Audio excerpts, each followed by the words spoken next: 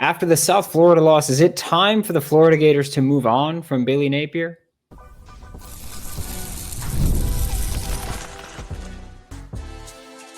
You are Locked On Gators, your daily podcast on the Florida Gators. Part of the Locked On Podcast Network, your team every day. Hello, and welcome back to another episode of Locked On Gators, part of the Locked On Podcast Network, your team every day. Thanks for making Locked On Gators your first listen of the day every day. We are available daily and free, every single podcast and on YouTube. Happy Monday, not really. I am Brandon Olsen. Find me on Twitter at WNS_Brandon. Find all my written work with New York Giants on SI and Swamp Signal on Substack. Today's episode of Locked On Gators is brought to you by Game Time. Download the Game Time app, create an account, use code Locked On College for $20 off your first purchase. And look, I said this on Saturday night after the loss to South Florida. I didn't want to have this conversation right now. I also said last year when I initially called for Billy's job that I didn't want to have the conversation then. And today we're not even talking about whether or not Billy should be fired, but just what it would mean, why that would happen, right?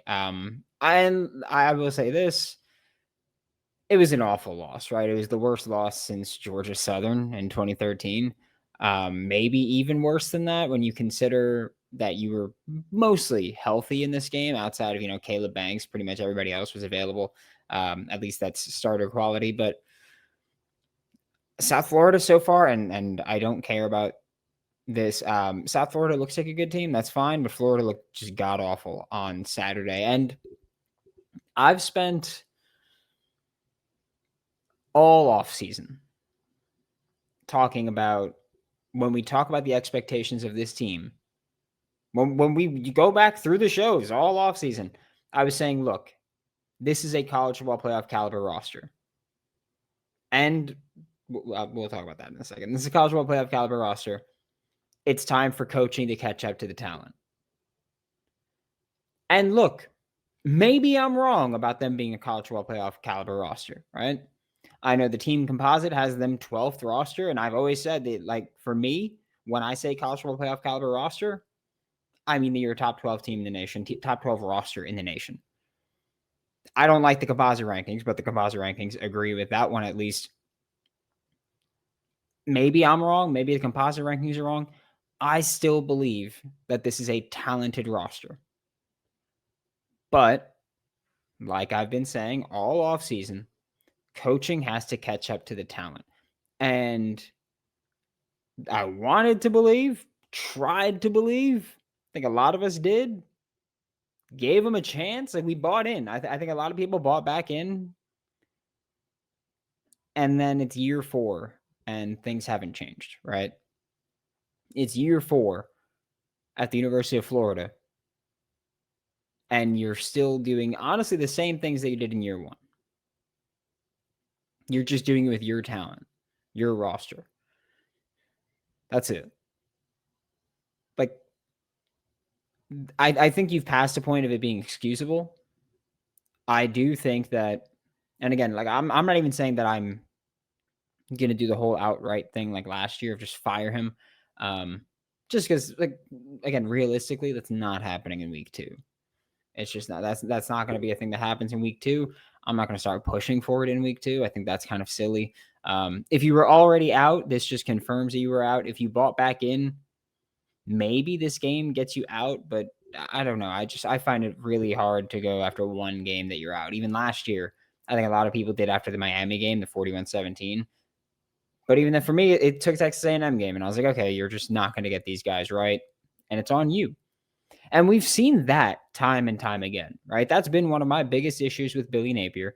That's been one of the reasons that I've consistently said Billy Napier needs to get an offensive play caller, is because you cannot do the whole head coaching job at this point and be an offensive play caller and be successful.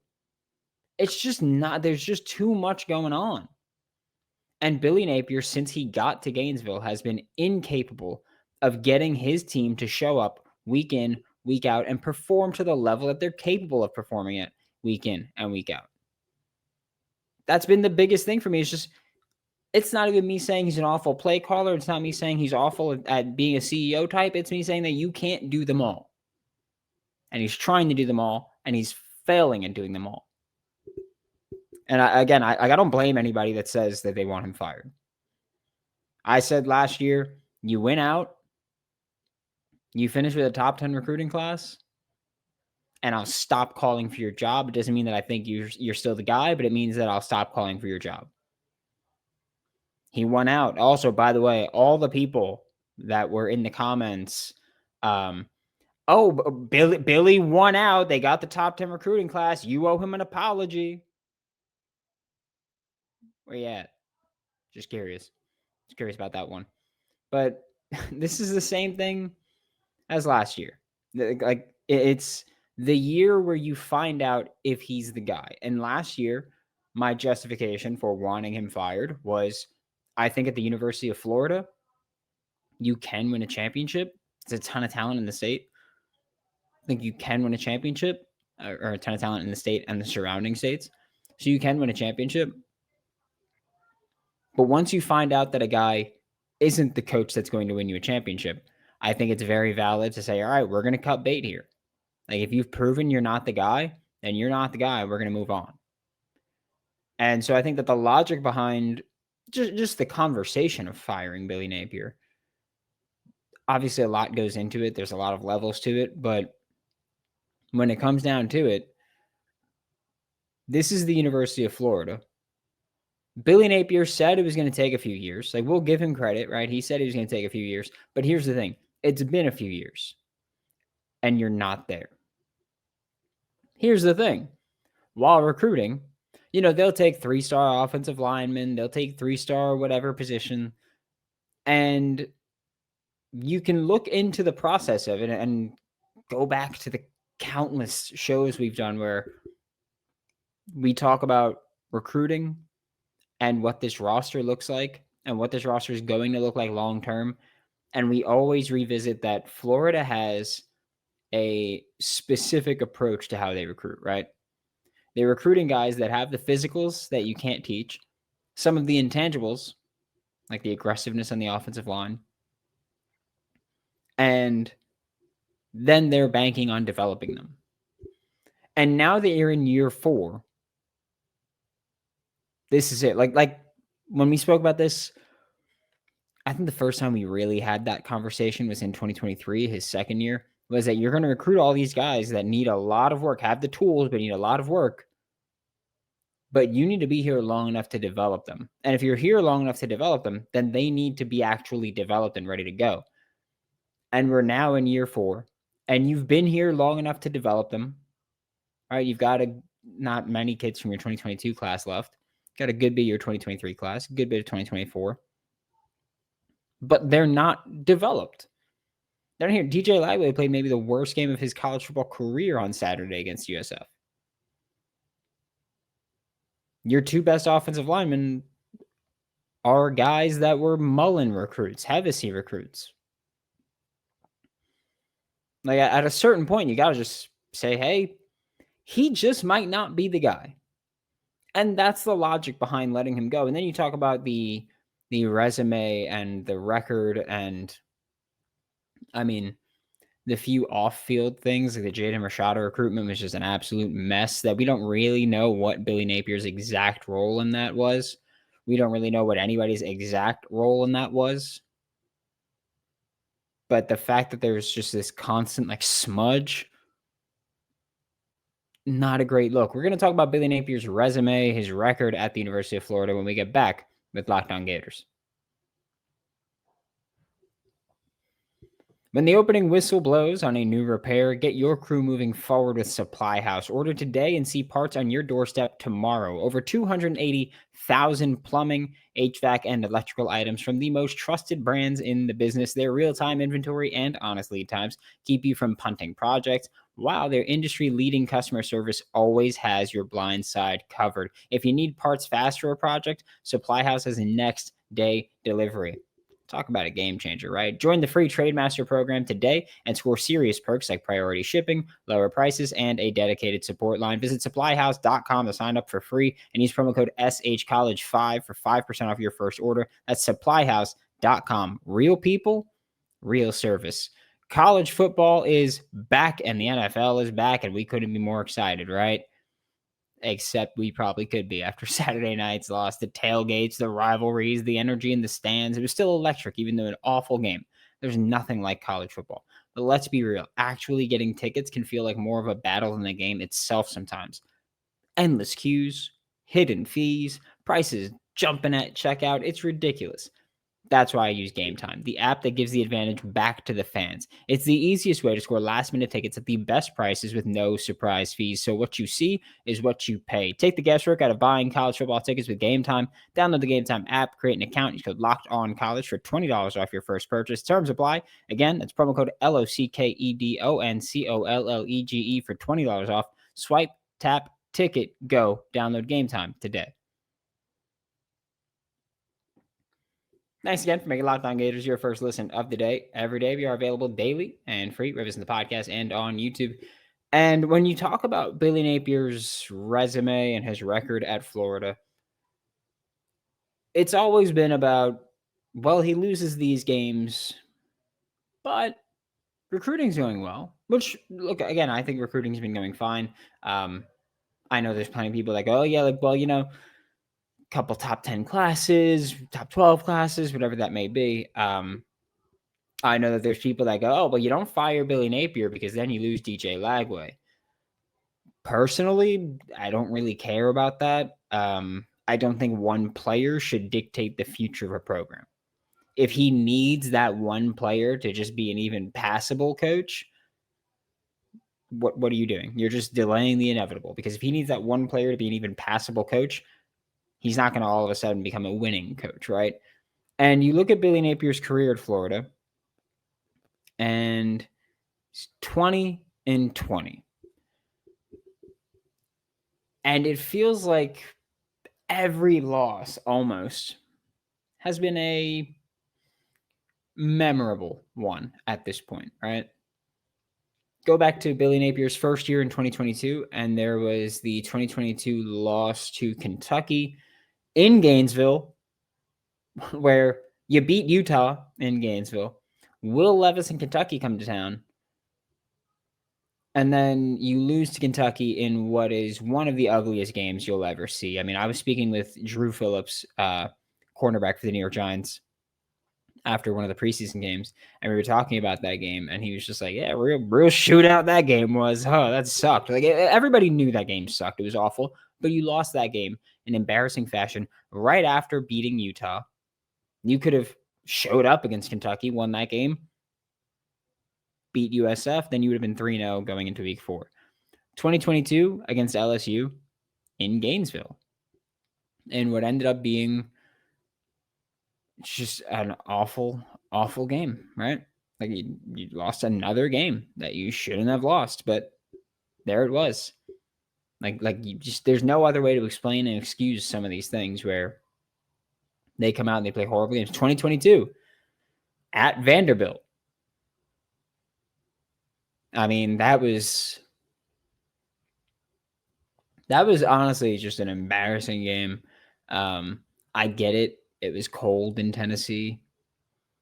That doesn't excuse the lack of effort that was put on display.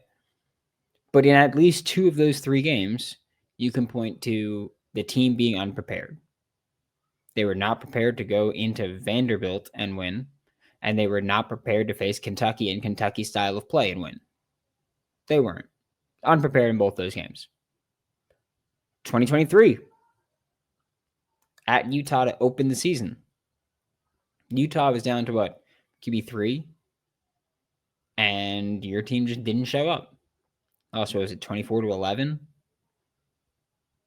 Awful. Your team didn't show up. They were unprepared for the physicality of Utah. You let Utah dictate the game.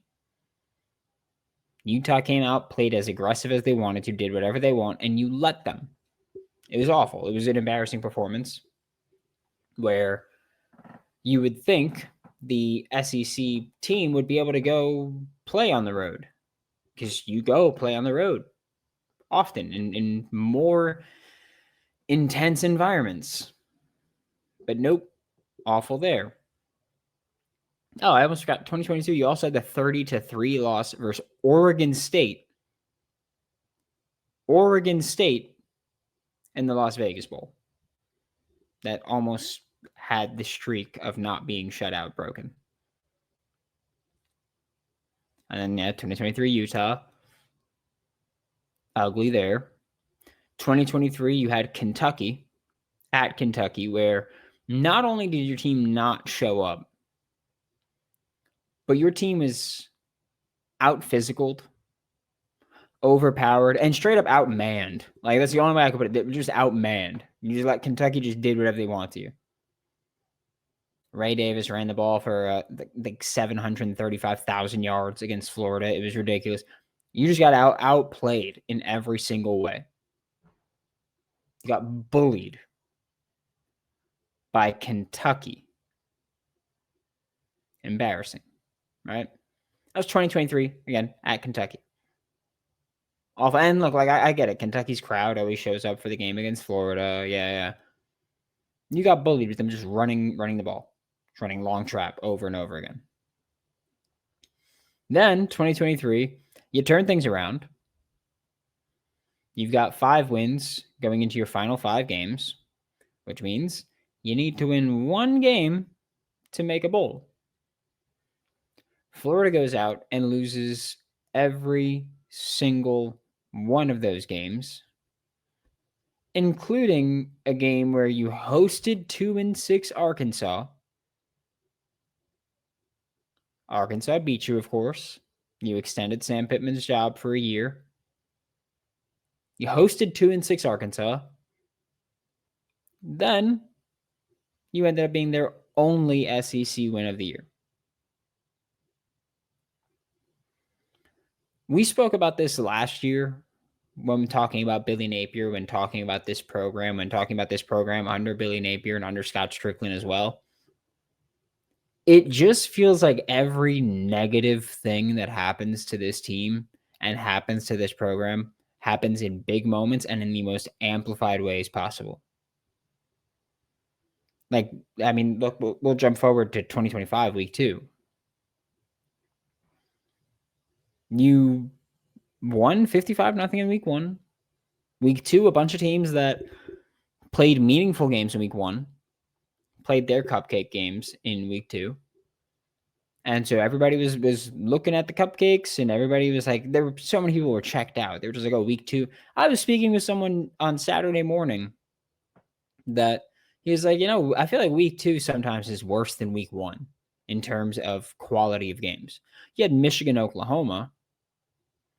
That was like the big game, but look across the SEC, Ole Miss and Kentucky played each other. And just about every other SEC team other than Vanderbilt were playing way lower competition. And so everybody was like kind of checked out. And then Florida lost, and everybody's like, oh my God, Florida lost in what we thought was going to be blowout week. Embarrassing, right? 2024, embarrassing fashion. You open the season with one of the most highly anticipated games of the season, if not the most highly anticipated game of the season. Florida versus Miami, the in-state rivalry between 2 head coaches who were both hovering around 500 going into the year, who were both being talked about as being on the hot seat going into the year. And what did I say before that 2024 season? I said, I think my favorite thing about this game is that one team is going to come out of it feeling fantastic, and the other team is going to come out of it just feeling like their season's over. And that's exactly what happened, right? And I said, like, I hated being on the possibility of having it feel like my season's going to be over already. But that's really what it was. It was a great indicator of what you were going to be in the season. But, Florida ended strong, so there's that. But I think that loss, embarrassing, 41-17. I was front row for that. Really loved that. I was also front row for the Arkansas game, so that was really fun. Really, really great use of money those 2 times going to the stadium. 2024, Texas A&M comes to the Swamp. They don't throw the ball for the final 22 minutes of the game. Beat you handedly with a backup quarterback who's now a starter. And I do think Marcel Reed is going to be a pretty talented or a pretty damn good quarterback. But I know he's already talented, but I do think he'll be a pretty damn good quarterback. But they don't throw the ball for 22 minutes. He gets his first start. That wasn't expected. And you lose. That's what you got against Texas A&M. 2024, Tennessee. Tennessee was a good team, great team last year, right? I just can't let go of how much of that game came down to coaching being the reason you lost it. Or coaching being the reason that it went the way that it went. How coaching contributed to that loss. Because if you had gone for 2 at the end of the game and lost, I would have at least said, you know what, you win for 2. That was the right call to go for 2 in that situation. It was after the game. People were talking about whatever happened in overtime, and I was talking about you should have gone for 2 and ended the game right there. Either you win or you lose, but the game ends right there. It's in your hands. You decide who wins. You decide who loses. Instead, you let them make the decision, and you lost because of it. It's a lot, right? You got 20 losses, and we just spoke about, 9 of them, if not more, right? We spoke about 4 from 2022. We spoke about 3 from 2023. We spoke about 3 from 2024. And we've already spoken about 1 from 2025. Brutal, horrible performance. Embarrassing coaching effort. Then there's the logistics side of replacing Billy Napier, which we'll talk about when we get back to Lockdown Gators.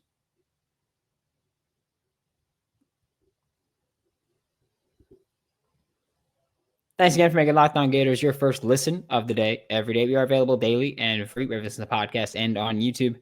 And like I said, I'm not doing the fire Billy thing right now. I'm really not. We're just talking about the reasoning for why it would happen or why it maybe should happen and the logistics surrounding it. And I've said this before, I called for Billy's job last year.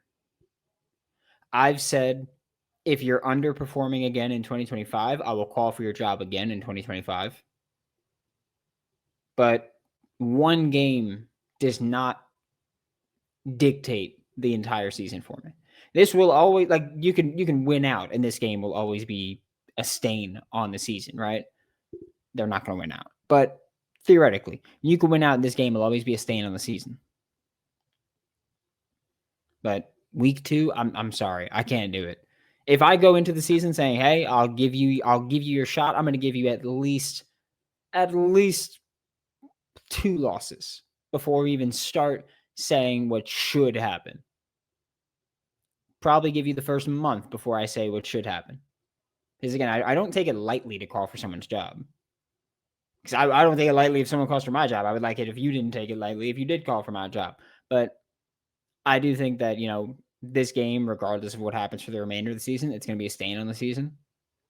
Unless USF goes on and wins the national championship, then you go, oh, well, hey, you lost the national championship, so it doesn't matter. Or you lost the national champion, so it doesn't matter. But that's not going to happen. All right?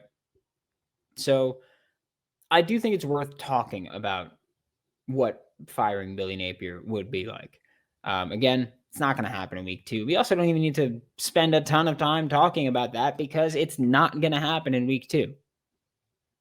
It's just not. But you've got 3 of the top, 7 teams coming up in the next few weeks. We'll see what the new AP 25 says. But you've got LSU, you've got Miami, you've got Texas coming up, you've got Texas A&M. You've got a gauntlet. And you just went 1-1 in your non-conference. In your non-power 4 slate, you just went 1-1. Not exactly a great indicator for the remainder of the season, right? I do think that last year we spoke a lot about, Scott Strickland won't fire Billy Napier because if Scott Strickland fires Billy Napier, then Scott Strickland is going to get fired because Scott Strickland hired Billy Napier. That information is no longer relevant, okay? It's been a year since then, and in that year, Todd Golden, a Scott Strickland hire, won a national championship in basketball. I personally believe that alone is enough to save Scott Strickland. I don't want to say justify, but to save Scott Strickland. So I believe that alone is enough to save Scott Strickland. But also, Scott Strickland just got a contract extension. He just got a contract extension through 2030. This is no longer a conversation of, well, Scott Strickland can't fire Billy Napier, because if Scott Strickland fires Billy Napier, then Billy Napier is going to get fired. No longer the case. You won a basketball national championship, you got a contract extension. That's that. There is no, well, they're tied to each other, because they're not anymore. So this is no longer Scott Strickland is tied to Billy Napier, and so he won't fire Billy Napier. This is now Scott Strickland, honestly, might benefit from firing Billy Napier earlier so that he can hire a new replacement while his contract extension is still fresh. So that he can work on that and figure that out. He might benefit from it personally. Where, they're not going to say, all right, well, you hired someone and then it's year one and it's not working out, so we're going to get rid of you. It's year two, you're not working out, we're going to get rid of you. That was just like an auctioneer. Year two, it's not working out, so we're going to get rid of you. There's none of that. They're going to give you a few years, really. And so by the time you're even at risk again, you're going to have, 2 years left on your deal? Makes a lot of sense if you're Scott to say, maybe, hey, let's get rid of Billy and let's figure it out. Let's get started now on the head coaching search. That's not going to happen. He's not going to get fired in week 2. But logistically, it might make more sense for Scott Strickland. Here's one of the things. The buyout for Billy Napier is still expensive. It has dropped about $9 million from last year. Last year was like $27 million. We were talking about this year. It's like $19.4 million. The buyout is still expensive, but has dropped. What comes into play now is that revenue sharing is a thing.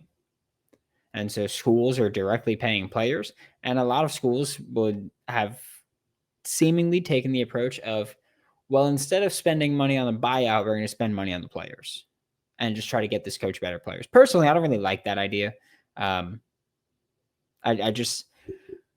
If the coach isn't good enough, the coach isn't good enough, right? So I hate that idea of, well, instead of spending buyout money, we're going to go spend money on a roster. But the buyout is still expensive. I think you've passed the point of that mattering because, again, no matter when you fire Billy Napier, if you fire Billy Napier, he's owed 85% of his remaining contract value. That means that if you had fired him the day after you hired him, you still would have owed him 85% of his total contract. We're past the point where now, no matter when you fire him, you're still going to be paying, 90, 92% of his total contract. And at that point, I don't know. I feel like 8 to 10% isn't enough to justify keeping someone if they're clearly not working out. So I don't think the buyout should matter at this point. It's still expensive, but it's dropped. And it would still be a big buyout, but it's always going to be comparatively a big buyout. Like even next year, it's going to be still paying the $12 million for another buyout if he were to last till next year, hypothetically.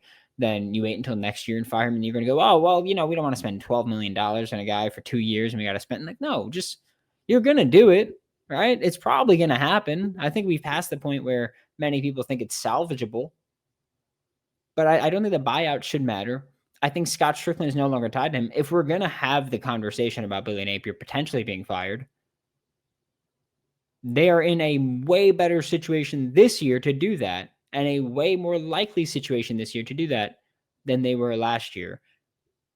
And I would imagine that they're going to start having that conversation if things don't turn around quickly for the Florida Gators. Brutal stuff. Thanks for making Locked On Gators your first listen of the day every day. We are available daily and free wherever it's in the podcast and on YouTube. We will be back tomorrow, talk more Florida Gators football. We'll talk more about the game itself against USF tomorrow. For Locked On Gators, I'm Brandon Olsen. Don't forget to follow me on Twitter at WNS_Brandon. Find all my written work with New York Giants on SI and swampsignal.substack.com. And I'll see you all next time.